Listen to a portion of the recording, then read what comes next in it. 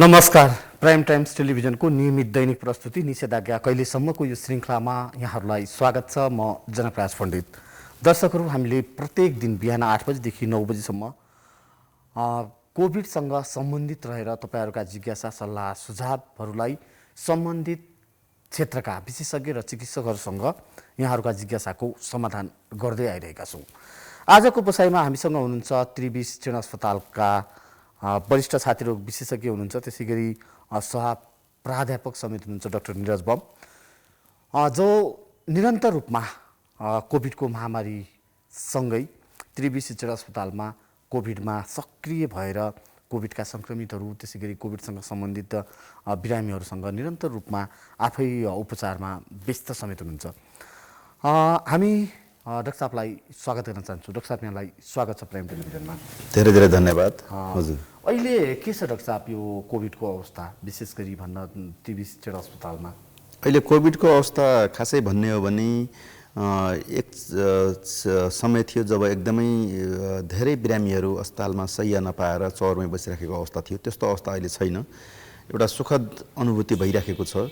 बिरामीहरूले सहजै शिक्षण अस्पतालमा अहिले अक्सिजन भएका शय्याहरू पाउन सक्नुहुन्छ। तथापि आइसियु बेड र भेन्टिलेटरको चाहिँ अलिकति मेहनत गर्नुपर्ने हुन्छ मिलाउनलाई। तथापि अहिले चाहिँ बिरामीको सङ्ख्या ओह्रालो लागेको जस्तो अनुभूति भइराखेको छ र हामीले मिडियाहरूमा पनि देखिराखेकै छौँ। निको भएर अस्पतालबाट डिस्चार्ज भएर जानेहरूको सङ्ख्या निकै बढ्दो छ। तसर्थ अहिले चाहिँ सुखद समय नै भन्नुपर्छ कोरोना सङ्क्रमणको विषयमा चाहिँ। हजुर, तर डाक्टर साहब यो भन्न यहाँहरू त डेडिकेट कोभिड अस्पतालकै रूपमा यहाँहरूले भन्न त्रिवी शिक्षण अस्पताललाई विकसित गरेर कोभिड र नन कोभिडको छुट्टा छुट्टै व्यवस्था गरिनु भएको थियो। अहिले त्यो दुइटैलाई कसरी अघि बढाइरहेछ? अब अहिले चाहिँ कोभिडको सङ्ख्या सङ्क्रमित भएर आउने र सक्रिय गम्भीर रूपमा आउने बिरामीहरू घटेका छन्। तथापि अहिले पोस्ट कोभिड सिन्ड्रोम अर्थात् चाहिँ लङ कोभिड भन्छौँ हामी सामान्य भाषामा, होइन? यसलाई विभिन्न विज्ञहरूले विभिन्न यसलाई शब्द दिएका छन्, होइन?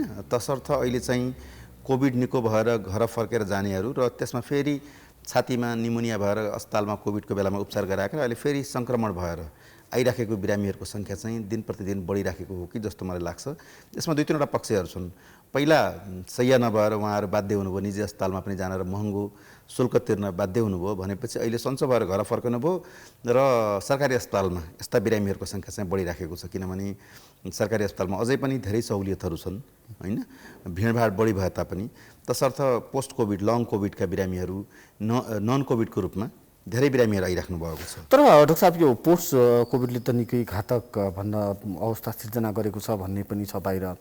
पोस्ट कोभिडकै कारणले धेरै नै भनौँ यो दोस्रो र तेस्रो भेरिएन्टमा विशेष गरी पहिलोको कम्पेरिटिभ तुलनामा निकै धेरैले अकालमा ज्यान गुमाउन पनि पुगे एकातिर। अर्कोतिर कोभिड निको हुन्छ, अस्पतालमा एक खालको जुन सेवा लिइरहेको हुन्छ, घरमा त्यो खालको व्यवस्थापन हुन नसक्दा यो पोस्ट कोभिडको समस्या आयो कि के हो डाक्टर साहब? यसको यो भित्रको कन्फर्मेसनहरू के हो? यो अब यसमा पोस्ट कोभिड भन्नाले चाहिँ घर फर्किसकेका निको भएर धेरैजसो बिरामीहरू र यसमा कतिपय बिरामीहरू जसले अक्सिजन लिनुभयो र केही बिरामीहरू आइसियुमै उपचार गराउनु भयो, होइन? सघन उपचार कक्षमा, र केही बिरामी न्यून सङ्ख्यामा भेन्टिलेटरबाट पनि निस्केर आउनुभएको छ। त्यस्ता बिरामीहरूमा चाहिँ फोक्सोमा दागहरू, निकै ठुल्ठुला दागहरू, निमोनिया पछिका, हामीले जसलाई फाइब्रोटिक परिवर्तन, फाइब्रोटिक चेन्जेस भन्छौँ, फाइब्रोब्रोङ्केक्टेसिस भएका बिरामीहरू घर जाँदाखेरि पनि कतिपय बिरामीहरू चाहिँ अझै पनि आउनुहुन्छ। ओपिडीमा आउने र इमर्जेन्सीमा आउने बिरामीहरूमा पनि जस्तो चाहिँ अब स्वास्थ्यको समस्या साथै मनोवैज्ञानिक समस्याहरू पनि उत्पन्न भएका छन्।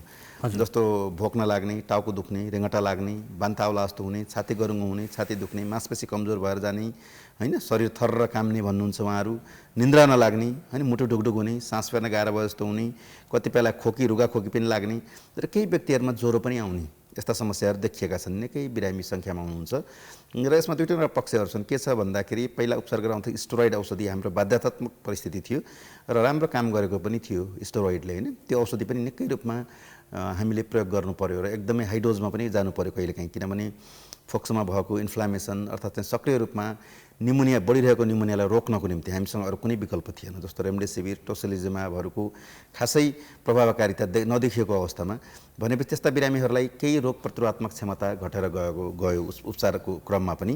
र अर्को कुरा चाहिँ सुगर लेभल पनि हाई भएर बढेर गयो होइन। त्यस्ता बिरामीहरू घर फर्किँदाखेरि पनि अझै पनि कतिपय बिरामीहरू सुगरकै खाने औषधिमा, चक्कीमा या चाहिँ इन्सुलिनमै हुनुहुन्छ। त्यस्ता बिरामीहरूलाई सङ्क्रमण हुन सक्ने सम्भावना प्रबल र फोक्सोमा दाग पनि भएको हुनाले त्यस्ता बिरामीहरूको फोक्सोमा स्ट्रक्चरल लङ डिजिज भन्छौँ हामी होइन। त्यस्तो बिरामीहरूमा चाहिँ हावाबाट आउने वातावरणमा छन् नि ब्याक्टेरिया, भाइरस, फङ्गस, अन्य भाइरसहरू, त्यस्तो चाहिँ ब्याक्टेरिया विशेष गरेर स्ट्रेप्टोकोकस निमोनियाहरू भयो, हेमोफ्लस इन्फ्लुएन्जा लगायतका स्युडोमोनास, ग्राम नेगेटिभ अरू अर्गानिजमहरू पनि छन् होइन। त्यस्ता गम्भीर खालका कडा खालका ब्याक्टेरियाहरू हुन् या अन्य भाइरसहरू, इन्फ्लुएन्जा, राइनो, एडिनो भाइरसहरू या फङ्गसहरू होइन। विशेष गरेर फङ्गसमा चाहिँ अब अहिले त आइराखेको म्युकरमाइकोसिसको कुरा पनि छ, कालो फङ्गस, हजुर, ब्ल्याक फङ्गसको कुराहरू, कालो ढुस्सी, यस्ता सङ्क्रमणहरूले पनि वृद्धि गराइदियो। त्यसैले गर्दाखेरि कमजोर भइसकेको व्यक्तिमा फेरि पनि सङ्क्रमण हुन सक्ने सम्भावना रहेको पहिला हामीलाई शङ्का पनि थियो र अझै पनि त्यही कारणहरूले गर्दाखेरि सङ्क्रमण भएर अस्पतालमा इमर्जेन्सीमा आइराख्नु भएको छ बिरामी। र केही सङ्ख्यामा, न्यून सङ्ख्यामा त अस्पतालमा आएर उहाँलाई छाती घार हुने, सास फेर्न गाह्रो भएर अक्सिजन घट्दाखेरि हामीले अक्सिजन दिएर उपचार गरिराख्नु परेको छ र न्यून सङ्ख्यामा आइसियुमा पनि जानुभएको छ र फेरि भेन्टिलेटरमा जानुपर्ने अवस्था पनि आएको छ अहिले होइन। र कालो ढुस्सीको प्रसङ्गमा कुरा गर्दाखेरि अब यो भारतमा त निकै बढ्यो, नेपालमा पनि विभिन्न अस्पतालहरूबाट पेरिफेरीबाट आउने क्रम छ अझै पनि, तर न्यून सङ्ख्यामा अहिले कम भएको छ। र सुखद कुरा चाहिँ हामीले शिक्षण अस्पतालमा हाई डोज स्टेरोइड डेक्सामेथासोन चलाउँदाखेरि पनि हामी सुरुदेखि नै सजग परिस्थितिमा थियौँ होइन। किनभने यसले चाहिँ कालो ढुस्सी, म्युकरमाइकोसिस भारतमा, किनभने हामीले धेरै कुराहरू भारतको हामीसँग सबै कुराहरू मिल्ने होइन, यहाँको भौगोलिक कारण होस् या वातावरणीय कारणहरू होस्, मेडिकल साइन्समा पनि। र त्यहाँ म्युकरमाइकोसिस, कालो ढुस्सी फैलिने बित्तिकै आउन सक्छ भन्ने हामीलाई यहाँ पनि अनुमान भइसकेको थियो र हामीले डे फर्स्टदेखि नै स्टेरोइड चलाएपछि सुगर बढ्छ र यसलाई तुरन्त नियन्त्रणमा लिनुपर्छ, खाने चक्कीभन्दा पनि इन्सुलिनबाट भनेर हामी एकदमै सजग रूपमा इन्सुलिनको प्रभावकारिता रहेको हुनाले सुगरलाई सम्पूर्ण बिरामीहरूमा हामीले 370सम्म भर्ना गरेको थियौँ र हामी एकदमै सजग थियौँ सुगर बढ्न सक्छ र यसले सङ्क्रमण फैलाउन सक्छ फेरि होइन, मृत्युदर बढाउन सक्छ भनेर हामी सजग रूपमा रहेको हुनाले सौभाग्यवश म्युकरमाइकोसिस चाहिँ शिक्षण अस्पतालमा उपचार भएर गएका बिरामीहरू कुनैमा पनि देखिएको छैन। दर्शकहरू यहाँहरूसँग कुनै सल्लाह सुझाव र जिज्ञासाहरू छन् भने हामीसँग वरिष्ठ छातीरोग विशेषज्ञ डाक्टर निरज बम हुनुहुन्छ, त्रिवी शिक्षण अस्पतालमा कार्यरत हुनुहुन्छ, सह प्राध्यापक हुनुहुन्छ। यहाँहरूले आफ्ना जिज्ञासा, सल्लाह र सुझावहरू प्रत्यक्ष रूपमा डाक्टर साहबसँग यहाँहरूले हामीलाई सम्पर्क गरेर कुराकानी गर्न सक्नुहुन्छ। डाक्टर साहब यहाँ वरिष्ठ मुटुरोग विशेषज्ञ हुनुहुन्छ। यो छातीरोग यो कोभिडले गर्दा विशेष गरी हाम्रो इन्टरनल अर्गेनहरूमा एकदमै जस्तै फोक्सो, कलेजो, छाती, मुटु जति पनि छ त्यसमा निकै प्रभाव पारेर भन्न उपचार हुँदाहुँदै पनि मृत्युवरण गर्नुपर्ने अवस्था एकदम भन्न निकै बढेर गएको थियो केही साता पहिले। तथापि यहाँले भने जस्तो केही अहिले नियन्त्रणमा आएको छ। यसले पार्ने दीर्घकालीन असरका सन्दर्भमा पनि धेरै कुराहरू आएका छन्, जुन पोस्ट कोभिडको सन्दर्भमा पनि हामीले कुरा गऱ्यौँ। हामी कसरी भनौँ न आफ्नो यो इन्टरनल अर्गनहरूलाई सेभ गर्ने, कोभिड लागिसकेपछि या नलाग्दाको अवस्थामा बताइदिनुहोस् न। यो धेरै हाम्रा दर्शकहरूको जिज्ञासा पनि छ। अब यो राम्रो प्रश्न गर्नुभयो। कोभिड-19को सङ्क्रमण दुई तिनवटा पक्षहरू छन्। एउटा कुरा चाहिँ हामीले के अनुभव गरेको छौँ भने पहिलो लहर जुन फैलिएको थियो त्योभन्दा दोस्रो लहर कहीँ नै गम्भीर प्रकृतिको थियो होइन। किनभने त्यस बेलामा पनि हामीले उपचार गरेको थियौँ र त्यस बेलामा हामीलाई अनुभव के भएको थियो भने त्यति धेरै न्युमोनिया, ठुलो न्युमोनियाहरू आउने, फोक्सोमा दागहरू आउने गरेका थिएनन् र अक्सिजन पनि त्यति बढी मात्रामा हाई फ्लोमा 15 लिटर 20 लिटर प्रति मिनटको हिसाबमा प्राय बिरामीहरू जाने यो बेलामा चाहिँ एकदमै गम्भीर खालको थियो र मृत्युको सङ्ख्या पनि बढ्यो।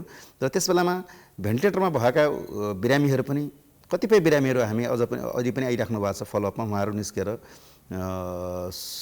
उहाँहरूलाई स्वास्थ्य लाभ गर्नुभयो। तर अहिलेको परिस्थिति अलि फरक रह्यो, भिन्न रह्यो।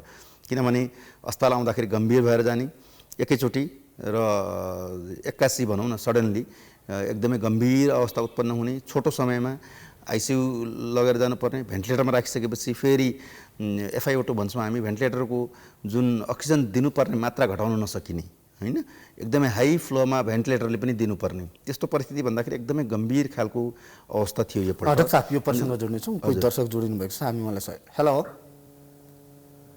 हेलो हजुर, यहाँलाई स्वागत छ प्राइम टेलिभिजनमा। कहाँबाट को बोल्दै हुनुहुन्छ? म नवराज गुरुङ हजुर, पोखराबाट। गुरुङजी, यहाँको जिज्ञासा डाक्टर निरज बम हुनुहुन्छ, हामीसँग वरिष्ठ छातीरोग विशेषज्ञ, उहाँसँग यहाँको जिज्ञासा राख्न सक्नुहुन्छ। हजुर दिनुहोस् न। यहाँले कुरा गर्न सक्नुहुन्छ डाक्टर साहब। मैले हेलो हजुर हजुर नमस्ते। नमस्ते सर। नमस्ते नमस्ते हजुर, भन्नुहोस्। सर, म यो कोभिडबाट आज बाहिर आएको म 23 दिन भयो। हजुर हजुरको हिजो पनि मैले फेरि रिपोर्ट दिए थिएँ, नेगेटिभै आयो। हजुर तर यो मेरो शरीर बिहानदेखि उठेर हिँड्दाखेरि अलिक कामी राखेको चाहिँ अलिक कमजोर महसुस, हजुर अलि मुटुमा अलि धकधक भयो जस्तो फिल हुने। हजुर खाना रुचि एकदम ठिक छ हजुर र दिशा अलिक गिलो जाने बिहान हजुर हरेक दिन। हजुर अनि के भएको हो सर यो? अब यो राम्रो प्रश्न गर्नुभयो। यहाँको जिज्ञासाको लागि धेरै धेरै धन्यवाद। यो राम्रो प्रश्न गर्नुभयो। कोभिड तपाईँको नेगेटिभ आइसकेको अवस्था छ होइन, र अहिले तपाईँ कोभिडको सङ्क्रमणबाट बाहिर निस्किसक्नु भएको छ, तर केही समय चाहिँ यसले तपाईँलाई अलि अप्ठ्यारो पार्छ। हामी पोस्ट कोभिड भन्छौँ होइन, असरहरू हुने कोभिड पछिका तपाईँलाई केही दिनहरू केही हप्ता लाग्न सक्छन्, त्यसमा आत्तिनु पर्दैन। अलिकति तपाईँलाई जुन मनोवैज्ञानिक त्रास भयो जस्तो पनि लागेको छ, अलिकति मानसिक तनावहरू छ होइन, त्यसलाई व्यवस्थापन गर्दै जाने तपाईँको यो ठिक हुन्छ। बिस्तारै यसलाई चाहिँ धैर्य धारण गर्दै मेन्टल कन्सन्ट्रेसन भन्छौँ हामी, एकाग्र भएर बस्ने कोसिस गर्नुहोस्, धेरै कुराहरू मनमा नखेलाउने, र यो बिस्तारै ठिक भएर जान्छ। खानपानमा ध्यान दिनुहोस्, हाई प्रोटिन डाइट भन्छौँ हामी होइन, यस्तो कुराहरू खाने, फलफुलहरू अथवा झोल पदार्थहरू बढी सेवन गर्ने, यो कुराहरूलाई तपाईँले फलो गर्नुभयो अर्थात् चाहिँ यसलाई यो प्रक्रियालाई अपनाउनु भयो भने तपाईँ छिट्टै ठिक हुनुहुन्छ, र केही दिन या हप्ता लाग्न सक्छ, तर नआत्तिनु होला। डाक्टर साहब, हामीले अघि कुरा भन्न प्रसङ्ग जोडिरहेको थियो, यो इन्टरनल अर्गनहरूलाई कसरी बचाउने, के गर्ने भन्ने सन्दर्भमा दर्शकहरू यहाँहरूका पनि कुनै सल्लाह सुझाव र आफ्ना जिज्ञासाहरू छन् भने विशेष गरी कोभिडसँग सम्बन्धित रहेर हामीसँग डाक्टर निरज बम हुनुहुन्छ, यहाँहरूले प्रत्यक्ष रूपमा डाक्टर साहबसँग कुराकानी गर्न सक्नुहुनेछ। कुराकानी गर्नका लागि हाम्रो स्क्रोलमा दिएको सम्पर्क नम्बरमा यहाँहरूले सम्पर्क गर्न सक्नुहुन्छ। डाक्टर साहब हजुर, अब यसमा चाहिँ अहिले कोभिडले प्रायः जसो यो श्वास प्रश्वासबाट सर्ने रोग हो होइन, यसले चाहिँ श्वास नलीबाट प्रवेश गरेर फोक्सोमा असर गर्ने हो। सबैभन्दा पहिलो टार्गेट, पहिलो अङ्ग यसले फोक्सोमा पुग्ने हुनाले फोक्सोमा नै कोषहरूमा नै यो धेरै मिलियन्स टाइम्स मल्टिप्लाई गुणात्मक रूपमा वृद्धि हुनाले यसले फोक्सोमा असर गर्ने हो। तथापि अहिले देखिएकोमा चाहिँ फोक्सोमा त करिब यदि सङ्क्रमण गम्भीर खालको 90% बिरामीहरूमा फोक्सोमा असर भएको देखिएको, तर पनि यसले अन्य अर्गानहरू, अन्य अङ्गहरूमा जस्तो मृगौला, त्यसपछि होइन, त्यसपछि मृगौलामा क्रेटिनिन बढाइदिने, पिसाब रोक्न कम गराउने, त्यस्तै गरेर कलेजोमा असर गर्ने, जन्डिस देखाउने होइन, त्यसै गरेर मान्छेको होसपनामा कम छ। यसमा सेरेब्रल भेनस थ्रोम्बोसिस होइन, अर्थात् चाहिँ टाउकोमा कुनै ठाउँमा गएर रगत जम्दिने, यी समस्याहरू आएका थिए, र धेरै बिरामी हामी कहाँ त त्यति धेरै देखिएन, तर पनि अध्ययन अनुसार त्यो देखाएको छ। तसर्थ सबैभन्दा राम्रो उपाय त कोभिडबाटै बस्नुपर्ने हुन्छ, किनभने रोग लाग्नुभन्दा रोगको बाटो छेक्नु जाति भने जस्तै prevention is better than cure. त्यसैले गर्दा हामीसँग जनस्वास्थ्यका मापदण्डको अहिले पनि विकल्प छैन, र कहिले पनि हुने छैन कुनै पनि भाइरल इन्फेक्सनलाई रोक्नलाई होइन। र अर्को कुरा, अहिले केही आशा पलाएको भ्याक्सिनेसन्स होइन, भ्याक्सिनले। डाक्टर साहब, हामी यो जिज्ञासा जोडौँला भ्याक्सिनको, कोही दर्शक जोडिनु भएको छ। हेलो हेलो हजुर, यहाँ नमस्कार, म जितबहादुर मल्ल दाङबाट बोल्दैछु। यहाँको जिज्ञासा के छ जितबहादुर? डाक्टर साहबसँग राख्नुहोस्, प्रत्यक्षमा हजुर, मेरो होम आइसोलेसनमा बसेको 45 दिन भयो, नेगेटिभ आएको 1 महिना भइसक्यो। टाउको दुख्दैछ, यो नाकमा खोरखोर गर्दैछ, नाक रुगा लाग्छ, नाकमा खोरखोर खोरखोर गरे जस्तो हुन्छ, अनि बाफ ल्याउँदा थोडा हुन्छ, बाफ लिइरहन्छु, 3 टाइम बाफ ल्याउँछु दिनको। यो बाफ ल्याउँदाखेरि ढुसीको, कालो ढुसीको बिमारी हुन्छ, बाफ नल्याउ भन्छन् यहाँ मान्छेहरूले, अरूहरूले। के कस्तो गर्दा ठिक होला? यो नाक र टाउको दुख्दैछ, बाँकी सब ठिक छ सर। धन्यवाद प्रश्नको लागि। अब तपाईँले चाहिँ आज 45 दिन भइसक्यो होम आइसोलेसनमा बस्नुभएको होइन, अब तपाईँ नेगेटिभ पनि आइसक्नु भएको छ, तसर्थ तपाईँलाई जुन नाकमा जुन समस्या छ यो चाहिँ राइनाइटिस होइन, नाकमा एलर्जी भएर भएको हुनसक्छ, अर्थात् कोभिड पछि एलर्जीहरू, फोक्सोको श्वास नलीको एलर्जी, नाकको एलर्जीहरू आउने समस्याहरू त हुन सक्छन् हैन। त्यसैले गर्दा नाकमा रुगा लागिराख्ने हुनसक्छ, हाँच्छिउ आइराख्ने हुनसक्छ। यस्तो बेलामा तपाईँले तातो पानीको बाफ लिँदा फाइदा नै गर्न सक्छ, तर सफा पानी हुनु पर्यो एउटा कुरा हैन। र अर्को कुरा नाकमा राख्ने नेजल ड्रप्सहरू पनि पाइन्छन् औषधि पसलमा गर्नुभयो भने एलर्जीको लागि यी औषधिहरू प्रयोग गर्न सक्नुहुन्छ। तर अब एलर्जीका ट्याब्लेटहरू पनि खान सक्नुहुन्छ र तपाईँलाई केही समयपछि यो रोग निको भएर जान सक्छ। र तपाईँलाई अप्ठ्यारो नै पार्यो भने तपाईँ तुलसीपुर या घराई पुगेर नाक कान घाँटी रोग विशेषज्ञसँग एकपटक सल्लाह लिन सक्नुहुन्छ। हजुर डाक्टर साहब, यो अहिले केही कोभिडको पनि जति पटक आउँछ नयाँ नयाँ स्वरूपमा आइरहेछ। हजुर, अब यो कति स्वरूप फेर्ने हो कसैलाई थाहा छैन। हामी जसै थर्ड भेरिएन्टसम्मको शिकार त हामी स्वयमै पनि भइरहेका छौँ, नेपाली पनि। भनेपछि यो अवस्थामा कसरी सेभ हुने भन्ने पाटो त छँदैछ। हजुर, तथापि निरन्तर रूपमा करिब 1.5 महिनाभन्दा बढी हुन थालिसक्यो। देश नै लकडाउनको अवस्थामा छ, 75 जिल्लामा निषेधाज्ञाको अवस्था छ, कहीँ केही खुकुलो भए पनि। अब सर्वसाधारणलाई रोगभन्दा नि भोकले मर्ने अवस्था एकातिर देखिएको छ। यो अवस्थालाई हेर्दा हामी कसरी सुरक्षित रहने? नयाँ नयाँ भेरिएन्ट आइसकेपछि अहिले बनेका खोपहरूले काम गर्छ या गर्दैन, अर्को एकदमै गम्भीर विषय पनि छ यो प्रसङ्ग जोड्नेछौँ डाक्टर साहब हामी। तर कोही दर्शक हुनुहुन्छ हामीसँग। हेलो हेलो हेलो हजुर, यहाँलाई स्वागत छ। कहाँबाट? म नमस्कार बोलिरहेको छु। हजुर हेलो हजुर, हजुर भन्नुहोस्, नमस्ते, बोल्नुहोस्। मेरो फोक्सो सम्बन्धीकै विषय डाक्टर आउनु भएको रहेछ, त्यसो भएर सोध्नु खोजेको सर। हजुर हजुर डाक्टर साहबलाई बोल्नु खोजेको सर। डाक्टर साहब बोलिरहनु भएको छ। डाक्टर साहब हजुर, नमस्ते, नमस्ते, बोल्नुहोस्, भन्नुहोस्। डाक्टर साहब नमस्कार। नमस्ते। हजुर, मेरो यो फोक्सो सम्बन्धीकै विषयवस्तु डाक्टर साहब हुनुभएको रहेछ, त्यसो भएर मलाई अलि जिज्ञासा भयो। हजुर, मेरो दुईपट्टि नै मेरो फोक्सोमा निमोनिया छ। मैले धेरै पटकै राख्दा आज विशेष गरी फोक्सो सम्बन्धीको हजुर हुनुभएको भएर मैले राख्नु। हजुर हजुर, यहाँको जिज्ञासा राख्नुहोस्। मेरो जिज्ञासा भनेको फोक्सोमा मेरो दुईपट्टि निमोनिया भएको थियो पोहोरको असोजमा। हजुर, त्यो यो असोजले अब वर्षे पुग्छ। एउटा चाहिँ 2 वर्षै भइसक्यो। दुईपट्टि फोक्सोमा निमोनिया थियो, अहिले चाहिँ निको भएको छ। अब हेर्या त छैन यतिखेर, मलाई अहिले खाना पनि ठिक छ, सबै ठिक छ जस्तो लाग्छ आफूलाई अनुभव। र मैले पिसिआर पनि गरेको पोहोरकै असोजमा, नेगेटिभै आयो, पोजिटिभ आएन।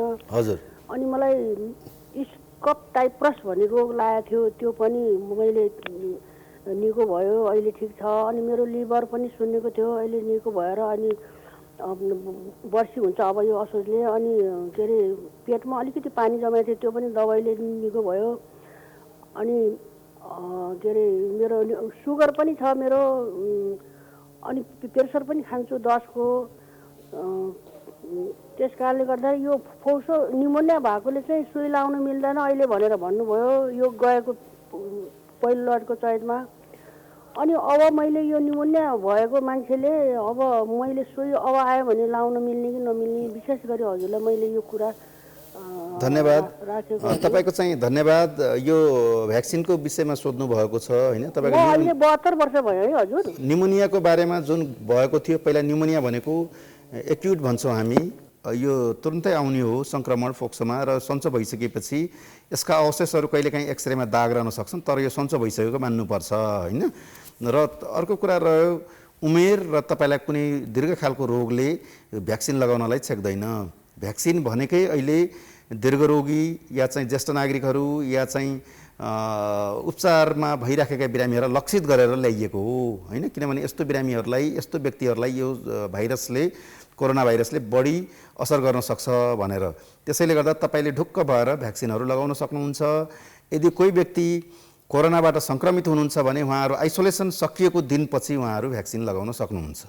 त्यसैले भ्याक्सिनको बारेमा कुनै शङ्का नलिनुहोस्। अब पाउनुभयो भने लिनुहोस्, यसले तपाईँलाई फाइदा गर्छ। डाक्टर साहब, अघि हामी भन्न हाम्रो जिज्ञासा थियो कि यो नयाँ भेरिएन्ट यसको स्वरूप फेरिँदैछ। हजुर लकडाउनको पनि निकै लामो अवस्था भइसक्यो। हजुर मान्छे रोगले भन्दा पनि भोकले मर्ने कन्डिसन आइसक्यो। हजुर हामी कसरी सतर्क रहने, कसरी सजग बन्ने, यो कोभिडसँग जुझ्ने मात्रै होइन, कोभिड सँगसँगै कसरी अघि बढ्ने अब हामीसँग? अब यो मलाई लाग्छ यो त धेरै वर्षसम्म यो जस्तो इन्फ्लुएन्जा भाइरसले प्रत्येक वर्ष रुगाखोकी, जाडो मौसम होस् या चाहिँ मौसम परिवर्तन हुनेवाला आइरहेको छ, राइनो भाइरसहरू, एडिनो भाइरसहरू। त्यस्तै कोरोना भाइरस पनि यो त धेरै समयसम्म आइरहेको छ जस्तो मलाई लाग्छ होइन। र सौभाग्यवश अन्य भाइरसहरू उहाँहरू म्युटेसन स्वरूप परिवर्तन गर्यो भने कमजोर भएर जान्छन्, तर यसमा चाहिँ ठिक विपरीत, यसले स्वरूप परिवर्तन गर्यो भने झन् कडा भएर आउन सक्ने सम्भावना देखायो। र तसर्थ अब हामीले, मलाई लाग्छ यो धेरै वर्षसम्म जान सक्छ। जस्तो स्पेनिस फ्लूहरू, प्लेगको भाइरसहरू, निकै व्यक्तिहरूको मृत्यु भएको। त्यस्तै गर्दा अब हामीले कोरोना भाइरसको सङ्क्रमणलाई बच्दै जीवनशैली नै अगाडि बढाउनु पर्ने हुन्छ। तसर्थ हामीले अब जनस्वास्थ्यको मापदण्ड कडा रूपमा अनुशासित भएर पालन गर्नुको विकल्प छैन। नभए त सबैतिर अव्यवस्थित हुने भयो होइन, सामाजिक, आर्थिक, धार्मिक, पारिवारिक सम्पूर्ण कुराहरूमा बिग्राउ हुने भयो। त्यसैले गर्दा अब हामीसँग अन्य विकल्पहरू धेरै कम छन्। त हामीले गर्नुपर्ने हाम्रो पाटोमा हामी समाजले गर्नुपर्ने हाम्रो छ उत्तरदायित्व भने सरकारी स्तरबाट पनि संरचनाहरू, अस्पतालका संरचनाहरूलाई अझ मजबुत गर्दै लग्ने र यसले धेरै वर्षसम्म निकै ठुलो समस्या जुन चुनौती थियो स्वास्थ्यमा, त्यसलाई पनि अन्य विषयको स्वास्थ्यमा भएका समस्याहरूलाई पनि सम्बोधन गर्दै लग्छ। त्यसैले संरचनाहरूलाई बढाउँदै लग्ने सरकारले। र अर्को कुरा, यथाशक्य छिटोभन्दा छिटो भ्याक्सिनहरू होइन, जस्तो अहिले नयाँ फेरि अब कोभिसिल्डले नपाएकोलाई डाक्टर साहब, हामी भ्याक्सिनको प्रसङ्ग जोड्नेछौँ। हजुर। तर अहिले भने कार्यक्रम निषेधाज्ञा कहिलेसम्ममा बेला भएको छ? छोटो विश्रामपछि हामी उपस्थित हुनेछौँ। यहाँहरूका पनि कुनै जिज्ञासा, सल्लाह, सुझावहरू छन् भने हामीलाई यहाँहरूले प्रत्यक्ष रूपमा सम्पर्क गर्न सक्नुहुनेछ। अहिले पनि लिउँ छोटो विश्राम।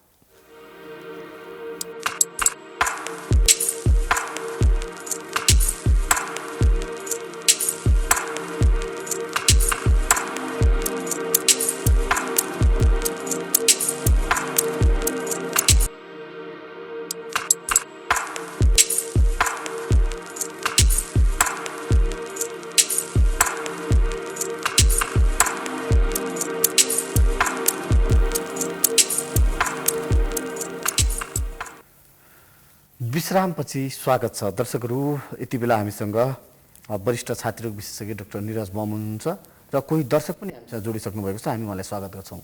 हेलो हजुर, यहाँलाई स्वागत छ प्राइम टेलिभिजनमा। हजुर नमस्कार। कहाँबाट को बोल्दै हुनुहुन्छ? म नवलपरासी बजारघाटबाट आनन्द अधिकारी बोलेको। आनन्द सर, यहाँको जिज्ञासा डाक्टर साहबलाई राख्नुहोस् है। हुन्छ डाक्टर, नमस्कार। नमस्ते। मेरो जिज्ञासा यो खोप सम्बन्धी छ। हजुर। जुन अहिले 14 लाख वृद्धहरूले खोप लाउनु छ, एउटा मात्रै खोप। हजुर। त्यो खोपको प्रभावकारिता कति छ सर? एउटा खोपको कति छ? जस्तो वृद्धहरूमा कतिको प्रभावकारिता छ त्यो खोपको? अझै अब त्यो कतिको काम गरिरहेको अवस्था हुन्छ यतिखेर? हजुर।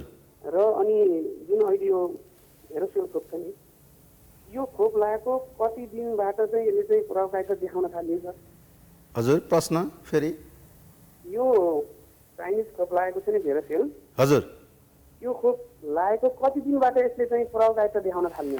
प्रभावकारिता केहीले चाहिँ केही सुन्नमा आएको छ खोप लागेको 2-4 दिनमै संक्रमण भयो भने झन् जटिल हुन्छ, त्यस्तो हो कि होइन सर? अब यो चाहिँ के छ भने खोप लगाएको अब यसको कति प्रतिशत, दुईटा डोज, एउटा डोज लगायो भने 30-35-40%, दुईटा डोज लगायो भने दोस्रो डोज पनि लगायो 70% प्रभावकारिता छ भन्ने कुरा आइराखेको छ होइन। तथापि अहिले फास्ट ट्र्याकबाट ल्याइएको भ्याक्सिनहरू हुन्, यिनीहरू सुरक्षित छन्। तर पनि हामीले खोप लगाएको 2 हप्तासम्म अनिवार्य रूपमा भौतिक दूरी कायम गर्नुपर्ने हुन्छ। मास्कको प्रयोग त सधैँ गर्नु पर्यो, सधैँ भौतिक दूरी। र प्रभावकारी रूपमा यसले अब यो एन्टिजेन हो होइन, यसले शरीरमा प्रवेश गरेर एन्टिबडी, त्यो भाइरसको विरुद्धमा एन्टिबडी उत्पादन गर्नु पर्यो, रोग प्रतिरोधक क्षमता उत्पादन गर्नु पर्यो। यसलाई लगाएको 2 हप्तापछि प्रभावकारी ढङ्गले यो अगाडि बढ्न थाल्छ। 2 हप्ता लाग्छ समय भन्ने कुरा गरिएको छ भ्याक्सिन उत्पादकहरूबाट, उहाँहरूको अध्ययनअनुसार। हजुर, यसैमा डाक्टर साहब यो भन्न, यो निको भएको कति दिन लाउने भन्ने पनि विवादास्पद कुरा छ नि। कसैले भन्छ कोभिड सन्चो भएको 1 हप्ताभित्रै पनि लाउन सकिन्छ, कसैले भन्छ 3 महिना। यो के हो, यसको के हो खास? अब यसमा के छ भने कोभिड सङ्क्रमण भएपछि बिरामीलाई रोग प्रतिरोधक क्षमता अलिकति विकास हुन्छ आफै नै प्राकृतिक रूपमा नेचुरल होइन र त्यसमा चाहिँ अहिले CDC Center for Disease Control and Prevention CDC अमेरिकाले आफ्नो वेबसाइटमा गुगलमा गएर हामी हेर्न सक्छौँ भ्याक्सिनेसन CDC भ्याक्सिनेसन भनेर हेर्दाखेरि त्यसमा के देखाएको छ भने उहाँहरूको ठुलो संस्था हो संसारमा आधिकारिक पनि हो उनीहरूले कुनै पनि व्यक्ति आइसोलेसनमा बसेर बाहिर निस्केको दिनबाट भ्याक्सिन लगाउन सक्नुहुन्छ भन्नुहुन्छ त्यसैले गर्दा नेपालमा लक्षणविहीन जो होम आइसोलेसनमा हुनुहुन्छ उहाँहरू 10 दिनपछि बाहिर निस्किनुहुन्छ भने अस्पतालमा भइराखेको गम्भीर बिरामीहरू जो अक्सिजन लिएर बस्नुभएको छ उहाँहरू घर फर्केको दिनबाट लगाउन सक्नुहुन्छ यसमा कुनै विवाद छैन भन्ने कुरा जस्तो CDC को वेबसाइटमा दिइएको छ तर हामी कहाँ त सुरुवातमा प्रारम्भमा भन्न 28 दिन कट्नै पर्ने भन्ने कुराहरू पनि आए त्यसले गर्दा त एक खालको अन्य उल्टा भयो नि त मान्छेहरूमा अब त्यस बेलामा धेरै ठुलो अध्ययनहरू भइसकेको थिएन होला सायद पोहोर सालको कुरा हो नेपाल सरकारको वेबसाइटहरूमा त्यही कुरा आएको थियो तर अहिले यसमा धेरै बिरामीहरू बढिसकेको र अध्ययनहरू पनि अगाडि बढिसकेको र केही परिणामहरू पनि आइसकेको हुनाले अहिले CDC अमेरिकाले चाहिँ दिएको भ्याक्सिनेसन च्याप्टरमा उहाँहरूकोमा चाहिँ आइसोलेसन सकिएको दिनबाट भ्याक्सिन लगाउन सक्नुहुन्छ र उहाँहरूले के पनि भनिदिनु भएको छ भने जो आमाहरू सुत्केरी आमाहरू हुनुहुन्छ जसले दुध पिलाउँदै हुनुहुन्छ उहाँहरूमा पनि सेफ छ यो भ्याक्सिन भन्ने कुरा लेखिदिनु भएको छ तर गर्भवतीको हकमा अध्ययनहरू चलिराखेको छ यसै भन्न नसकिने भन्ने कुराहरू उहाँहरूको वेबसाइटमा देख्न सक्छ डाक्टर साहब कोही दर्शक जोडिनु भएको छ हजुर हेलो हजुर यहाँलाई स्वागत छ कहाँबाट को बोल्दै हुनुहुन्छ म यहाँ कलङ्कीबाट यहाँको जिज्ञासा डाक्टर साहबलाई राख्नुहोस् नमस्ते नमस्ते हजुर सर म चाहिँ अहिले मेरो उमेर चाहिँ 78 वर्ष लाग्यो हजुर मैले यो मुटुको अपरेसन भल फेरेको 2 वर्ष भयो हजुर अस्ति यो कोरोनाको सुई लाउने पहिला लडमा आउँदाखेरि लाउने भनेको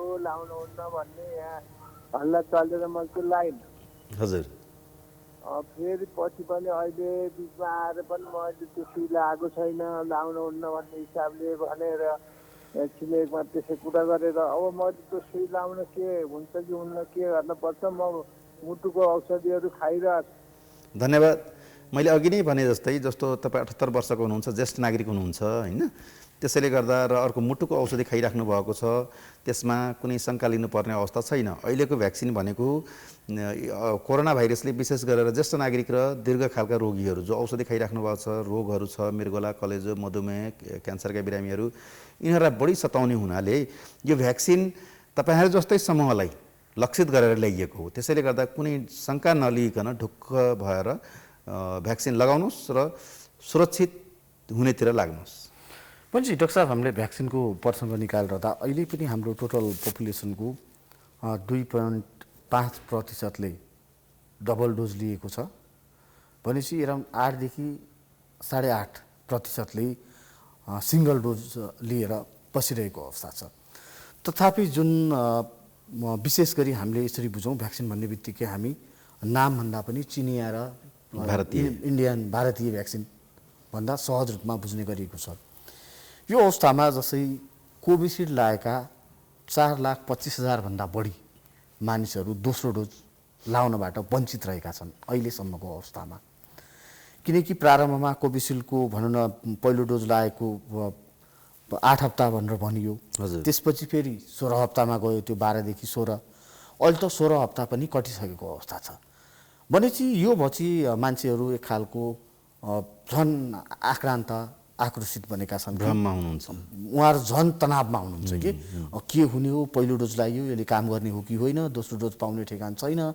अब मलाई त के हुन्छ कसो हुन्छ भन्छ डाक्टर साहब उहाँहरूको लागि के भन्नुहुन्छ यहाँले अब पहिलो डोज उहाँहरूले लगाउनु भयो 8 देखि 12 हप्तामा दोस्रो डोज पाउनुपर्ने भन्ने कुराहरू जुन अध्ययनहरूले देखाएका थिए र अझै पनि भ्याक्सिन कम्पनीहरूले के भन्दैछन् भने 16 हप्तासम्म लगाउन सकिन्छ होइन 4 महिनासम्म लगाउन सकिन्छ भन्ने कुराहरू गइराख्नु भएको छ तसर्थ अब दोस्रो डोज त लिनुपर्ने हुन्छ किनभने दोस्रो डोज लिँदाखेरि बुस्टर डोज जस्तै काम गरेर यसले यसको इफिकेसी अर्थात् यसको प्रभावकारिता निकै रूपमा अगाडि बढाइदिन्छ भन्ने कुरा छ तसर्थ उहाँहरू व्यग्र रूपले पर्खिराख्नु भएको छ एक तनावमा हुनुहुन्छ होइन धेरै फोनहरू पनि हामीले पनि पाउने गरेका छौँ तसर्थ अब यसको विकल्पमा मलाई लाग्छ नेपाल सरकारले केही सोचिराख्नु भएको छ प्रयासहरू जारी भइराखेका छन् र अब छिट्टै पाउनुहुन्छ भन्ने आशा गरौँ होइन, हामीले त्यही भन्न सक्ने हो। किनभने अब नेपाल सरकारले प्रयास गरिराखेको जस्तो मलाई लागेको छ। त्यसर्थ अब यसको विकल्पमा कुनै भ्याक्सिन ल्याइन्छ कि भन्ने आशा पनि छ। तर पनि भारतीय लिएकोले चाइनिज भ्याक्सिन लिने दोस्रो डोज अथवा चाइनिज लिएकोले दोस्रो डोज भारतीय लिने यो चाहिँ गर्नु हुँदैन, किनभने क्रस भ्याक्सिनेसनको कुरा आउँछ र यसमा त्यसले के कति असर देखाउँछ भन्ने अध्ययनहरू भइसकेको छैन, किनभने कुनै पनि कुराहरू अध्ययनबाटै आउने हो। पछि डाक्टर साहब हामी कार्यक्रमको अन्त्यतिर पनि आइसकेका छौँ। कोही दर्शक जोडिनु भएको छ, हामी कुरा गर्छौँ उहाँसँग एकछिन। हेलो हेलो हजुर, यहाँलाई स्वागत छ प्राइम टेलिभिजनमा। कहाँबाट को बोल्दै हुनुहुन्छ? हजुर, म यहाँ भक्तपुरबाट। यहाँको जिज्ञासा डाक्टर साहबलाई राख्नुहोस् है। हामीसँग वरिष्ठ छाती रोग विशेषज्ञ डाक्टर निरज बम हुनुहुन्छ, यहाँले उहाँसँग आफ्नो जिज्ञासा राख्नुहोस्। ए नमस्ते। हजुर नमस्ते। डक्टर नमस्कार। नमस्ते हजुर, भन्नुहोस्। सर, म यहाँ भक्तपुरबाट सम्मु केसी बोलेको। हजुर मेरो श्रीमतीलाई चाहिँ डायबिटिज पनि छ, हजुर अनि प्रेसर पनि छ। हजुर अनि अब यो निकै रोग भएको मान्छेले चाहिँ अब यो भ्याक्सिन लगाउनलाई के गर्नुपर्छ? मिल्छ मिल्दैन? हजुर एउटा त्यो भयो। अनि अर्को चाहिँ म किडनी ट्रान्सप्लान्ट होइन सर। हजुर अनि ट्रान्सप्लान्टले चाहिँ अब लगाउनलाई के हुन्छ हुँदैन, यसैको लागि चाहिँ जिज्ञासाको लागि हजुरलाई फोन गरेको छ। अब तपाईँले कोही बिरामीको लागि कुरा गर्नुभएको छ जो दीर्घकालको रोगी हुनुहुन्छ होइन, तसर्थ यसमा ढुक्क भएर दीर्घकालको रोगीहरूलाई, किनभने मैले अघि नै भने भ्याक्सिन भनेको अहिले ल्याइएको चाहिँ विशेष गरेर ज्येष्ठ नागरिक तथा दीर्घकालका रोगीहरूलाई लक्षित गरेर ल्याइएको हो। त्यसैले सम्पूर्ण मुटु रोगी, दम रोगी, मधुमेह रोगी, मृगोला कलेजो रोगी, जो अन्य क्यान्सरका हुनुहुन्छ, उहाँहरूले ढुक्क भएर लगाउनुहोस्। यो भ्याक्सिनले हानि गर्दैन, सुरक्षा प्रदान गर्छ। भनेपछि भ्याक्सिन पाउनुहुन्छ भने लाउनुहोस् भन्ने डाक्टर साहबको यो आशय रह्यो। हजुर हजुर हजुर यो भ्याक्सिनको भन्न प्रभावकारिताका त धेरै कुराहरू यहाँ आए पनि डाक्टर साहब, हजुर तथापि यो भ्याक्सिन लाएर पनि विशेष गरी फ्रन्ट लाइनमा काम गर्नेहरू, यहाँहरू जस्तो स्वास्थ्यकर्मी, सुरक्षाकर्मी, हामी सञ्चारकर्मीदेखि लिएर पहिलो भेरिएन्टको तुलनामा जुन दोस्रो र तेस्रो भेरिएन्टमा जसरी स्वास्थ्यकर्मीहरू पनि पहिलो भेरिएन्ट जस्तो धेरै मात्रामा सङ्क्रमित हुन पाएनन्, जसले गर्दा सङ्क्रमित भइहाल्यो भने पनि सङ्क्रमित हुँदाहुँदै पनि उहाँले उपचार गरेका कुराहरू पनि आए। हजुर भनेपछि कि यो भ्याक्सिनकै प्रभावले हो भनेर हामीले दावासाथ भन्न सक्ने अवस्था हो? अब यसमा धेरै अध्ययनहरू त भइसकेको छैनन्, तर पनि हामीले शिक्षण अस्पतालमा चाहिँ अध्ययनहरू गऱ्यौँ। त्यसमा चाहिँ मृत्यु भएका अधिकांश व्यक्तिहरू भ्याक्सिन नलगाएका व्यक्तिहरू हुनुहुन्छ र कोही कोही व्यक्तिहरू भ्याक्सिन एउटा डोज लगाएका हुनुहुन्छ होइन। तसर्थ त्यसले गर्दा पनि मोटामोटी हामीलाई के लाग्यो। र अर्को कुरा चाहिँ धेरै सङ्ख्यामा हामीहरू परिचालित थियौँ र काम गरिरहेका थियौँ, चिकित्सक हुन् या नर्स हुन् या अन्य जनस्वास्थ्यकर्मी अथवा चाहिँ सरसफाइका कर्मचारीहरू सम्पूर्णलाई भ्याक्सिन नेपालमा पहिलो प्रायोरिटी दिएर फ्रन्टलाइनरहरूलाई भ्याक्सिन 2टा डोज कम्प्लिट गरिएको थियो। र यसपालि हामीले शङ्का गरेको थियौँ, अर्थात् प्रक्षेपण पनि के थियो भने धेरैजना जनस्वास्थ्य कर्मीहरू सङ्क्रमित हुन्छन् र दोस्रो सेकेन्ड लाइन थर्ड लाइन भनेर हामीले तयारी गरेको थियौँ उपचारको लागि। त्यसमा चाहिँ अहिले के देखियो भने न्यून सङ्ख्यामा अर्थात् चाहिँ आउनु भयो बिरामीहरू हुनु भएन जनस्वास्थ्य कर्मी, जस्तो पुलिस आर्मीकै कुरा गरौँ होइन। पहिला हेडक्वार्टरबाट त्यत्रो समाचारहरू आउँथे हेडक्वार्टर सङ्क्रमित भयो भन्ने, अहिले त्यस्तो भएन। भनेपछि हामीलाई के लागेको छ, कुनै कारण त हुनुपर्छ। यत्रो गम्भीर प्रकृतिको कोरोना भाइरस महामारीमा पनि चाहिँ फ्रन्टलाइनरहरू योपल्ट सजिलो भएको छ। जस्तो इटाली र चाइनामा हेरौँ न होइन, त्यहाँ सयौँको मात्रामा, हजारौँको मात्रामा जनस्वास्थ्य कर्मीहरूको मृत्यु भएको छ। भनेपछि हामीलाई त्यो लाग्यो। र अर्को कुरा चाहिँ अहिले चाहिँ मृत्युको सङ्ख्याहरू र गम्भीर दर्शक जोडिनु भएको छ, यो प्रसङ्ग हामी फेरि जोडौँ। हजुर हेलो हेलो हेलो डाक्टर साहब, हामी निरन्तर हजुरसँगको सम्पर्क। त्यसैले गर्दा हामीले चाहिँ जस्तो अहिले अध्ययनहरू गरिराखेकै छौँ हामीले, केही चाहिँ अब चाहिँ डाटाहरू तथ्याङ्कहरू भरिराखेकै छौँ। अब हामी केही समयमा त्यसमा कन्क्लुजन पनि आउला। तर पनि आइसियुमा गम्भीर प्रकृतिका बिरामीहरू प्रत्येकको डाटामा हामीले सोध्ने गरेको छौँ भ्याक्सिन लगाउनु भएको छ कि छैन। त्यसमा चाहिँ अधिकांश बिरामीहरू, हुन त यो उहाँहरूले नपाएरै लगाउनु भएको धेरै कुराहरूले भन्नुहुन्छ होइन। त्यसैले गर्दाखेरि भ्याक्सिन नलगाएका व्यक्तिहरू गम्भीर रूपमा सङ्क्रमित भएको भेटिएको छ। त्यसैले गर्दाखेरि यो कुराहरूले अनुमान लगाउन सकिन्छ कि भ्याक्सिन अलिकति चाहिँ प्रभावकारी हो, राम्रो छ भन्ने कुराहरू लगाउन सकिन्छ। मलाई लाग्छ सुरुमा यी भ्याक्सिनहरू सुरु हुँदाखेरि यो उत्पादक कम्पनीहरूलाई पनि लाउने कि नलाउने, लायो भने झन् असर गर्ने हो कि भन्नेमा पहिला धेरैजना चाहिँ भ्रममा रहनुभयो। त्यसैले गर्दाखेरि धेरैजना लगाउनु पनि भएन होइन।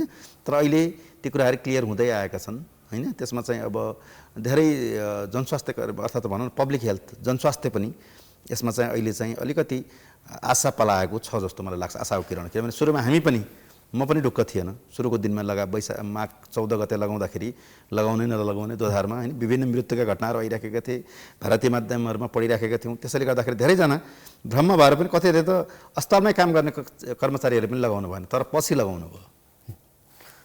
भनेपछि यो भ्याक्सिनको प्रभावकारिताले यो अवस्था आएको हो हजुर, भनेर हामीले भन्न सक्ने अवस्था छ भन्ने चाहिँ मलाई लागेको छ अहिले, तर पूर्ण रूपमा होइन। त्यसैले गर्दा भ्याक्सिन 2टा डोज लगाउने बित्तिकै मास्क खोलेर हिँड्ने हैन, जथाभावी भिडभाडमा जाने, आमसभामा जाने, भाग लिने, झन्डा उठाउने हैन, डाक्टर साहब कोही त्यो चाहिँ गर्नु भएको छ। हेलो हेलो हजुर, यहाँलाई स्वागत छ। सर नमस्कार। नमस्ते हजुर, भन्नुहोस्। बागलुङदेखि हो। म एउटा कोभिडको बिरामी है, भन्दै 2 महिना एक महिना जति भयो चाहिँ म हस्पिटलमा निक्लेर आएको हजुर है। तर अहिले यो बिहानमा यसो बाहिर हिँड्दाखेरि उकालोमा हिँड्दा अहिले स्यासा गयो भने नै अझ हुने छ। म 20 दिन हस्पिटल बसेको सर, के छ यसको चाहिँ के हुन्छ होला? अब राम्रो प्रश्न गर्नुभयो। यसलाई चाहिँ टिपिकल तपाईँले भनेको चाहिँ ठ्याक्कै मिल्ने पोस्ट कोभिड सिन्ड्रोम अर्थात् लङ कोभिड अथवा कोभिड पछिका अवशेषहरू बाँकी रहेको कारणले गर्दाखेरि यस्तो भएको हो असरहरू हैन। तपाईँको चाहिँ अहिले पक्कै पनि त्यस बेलामा फोक्सोमा निमोनिया भएको थियो होला, दागहरू देखिएका थिए होला, ती दागहरू अहिले अब भलिने अथवा चाहिँ हिलिङ हैन प्रक्रियामा होलान्। सन्चो हुने प्रक्रियामा फाइब्रोटिक परिवर्तन, फाइब्रोब्रोन्काइटिसहरू बिस्तारै केही समय लाग्छ तपाईँको परिवर्तन हुन, दिनहरू भन्दा पनि केही हप्ता लाग्न सक्छ। पछि तपाईँलाई पक्कै पनि सजिलो हुनेछ। र अहिले चाहिँ उकालो चढ्दा स्यास्या हुन्छ भने अहिले गरौँ काम नगर्ने, आराम गरेर बस्ने हैन, र सकिन्छ भने एकचोटि नजिकको स्वास्थ्यकर्मी या चिकित्सक या छातीरोग डाक्टरलाई सम्पर्क गर्दाखेरि तपाईँको एक्सरे गरेर हेरिदिनुहुन्छ र केही पऱ्यो भने केही औषधिहरू पनि दिएर पठाउनुहुन्छ र तपाईँलाई छिटै सन्चो हुन मद्दत गर्नेछ भन्ने मलाई लाग्छ। डाक्टर साहब, अन्त्यमा यो निषेधाज्ञा समाधान त होइन, हाम्रो शीर्षकै छ निषेधाज्ञा कहिलेसम्म। हजुर, तर फेरि नलगाइ नै भएको छैन। हामी अनुशासित बन्नका लागि पनि यो जरुरी देखिन्छ कि अलिकति सफ्ट गऱ्यो। अहिले काठमाडौँको अवस्था हेर्ने हो भने निषेधाज्ञा हो कि होइन, सडक जाम छ हजुर हैन। यो अवस्थामा विकल्प के त? अब राम्रो प्रश्न गर्नुभयो हैन। हामीले अब दुवै पाटोबाट हेरिदिनु पर्ने हुन्छ। कुनै पनि हामी नेपाली नागरिकले अर्थात् सामान्य नागरिकले अब यो चाहिँ विभिन्न स्वरूपमा चरणबद्ध रूपमा जाने कुराहरू पनि आयो, लुज डाउनको कुरा आयो, त्यसपछि स्मार्ट लकडाउनको कुराहरू आइराखेको छ हैन। र अहिले रोग र भोक दुइटैले आक्रान्त पार्ने स्थिति छ। तसर्थ यसलाई जस्तो पहिलाको लकडाउन जस्तो छिटो छिटो खोल्नुभन्दा चरणबद्ध रूपमा अध्ययनहरू गर्दै अलिकति लुज डाउन गर्दै जाने, सजिलो गर्दै जाने र अध्ययन गर्दै जाने। कतिको बढिराखेको छ परे भने यदि लुज अब किनभने सामाजिक, धार्मिक, आर्थिक सम्पूर्ण पारिवारिक कुराहरू हामीले पनि विचार गर्नुपर्ने हुन्छ, अर्थात् विशेष गरेर नियामक निकाय प्रशासनहरूले हेर्नुपर्ने हुन्छ जस्तो मलाई लाग्छ। तसर्थ लुज डाउन चरणबद्ध रूपमा अलिकति खुकुलो गर्दै लग्ने, तर यदि सङ्क्रमणहरू बढ्न थाले, अस्पतालका शैय्याहरू भरिने परिस्थिति आयो भने फेरि पनि स्ट्रिक्ट कडा निषेधाज्ञामा फर्किनुपर्ने हुन्छ। तसर्थ मलाई लाग्छ चरणबद्ध रूपमा अब बिस्तारै केही हप्तामा बिस्तारै खोल्दै जाँदाखेरि यता रोगले पनि नसताउने र भोकले पनि नसताउने हुन्छ जस्तो लाग्छ। र मलाई लाग्छ मभन्दा पनि विज्ञहरू, म त अब क्लिनिकल रूपमा काम गर्ने उपचारमा संलग्न भएको व्यक्ति, त्यसैले यसमा चाहिँ जनस्वास्थ्य विज्ञहरूको परामर्श लिएर प्रशासनको परामर्श लिने र बिस्तारै स्टेप डाउन हैन चरणबद्ध रूपमा गर्न सकिन्छ जस्तो मलाई लाग्छ। फेरि पऱ्यो भने कडा रूपमा फेरि अगाडि बढ्ने गरेर सशर्त। डाक्टर साहब हजुर, यहाँसम्म हाम्रो निमन्त्रणलाई स्वीकार गरेर आइदिनु भयो, हाम्रा दर्शकहरू र हाम्रा जिज्ञासाहरूको समाधान गरिदिनु, यहाँलाई धेरै धेरै धन्यवाद। जनचेतनाका निम्ति केही शब्द बोल्ने मौका दिनुभयो र यहाँ प्राइम टेलिभिजनको स्टुडियोमा निमन्त्रणा दिनुभयो, यसको लागि म प्राइम टेलिभिजन परिवारप्रति हार्दिक आभार व्यक्त गर्न चाहन्छु। धेरै धेरै धन्यवाद। हवस् त दर्शकहरू, अहिले निषेधाज्ञा कहिलेसम्म यति नै। हामी यहाँहरूमा विभिन्न कार्यक्रमहरू र हाम्रा समाचार बुलेटिनहरू मार्फत उपस्थित हुनेछौँ। अहिले मसहित सम्पूर्ण बिदा दिनुहोस्। नमस्कार।